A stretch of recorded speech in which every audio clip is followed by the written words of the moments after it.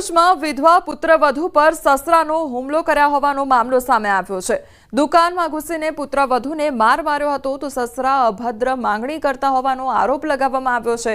વિધર્મી સસરાએ પુત્રવધુ પર નિયત બગાડી અને સાસુએ વિધર્મી સાથે લગ્ન કર્યા છે।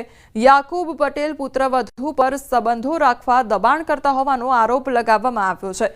તો પુત્રવધુ પર હુમલો કરવાનો આ મામલો સામે આવ્યો છે। સસરા દ્વારા હુમલો કરવામાં આવ્યો હતો। જે વિધવા પુત્રવધુ હતી તેના પર હુમલો કરવામાં આવ્યો હતો। આખી ઘટના સીસીટીવી કેમેરામાં કેદ થઈ છે। તો સસરા દ્વારા અભદ્ર માંગણી કરવામાં આવતી હોવાનો આક્ષેપ પણ કરવામાં આવ્યો છે।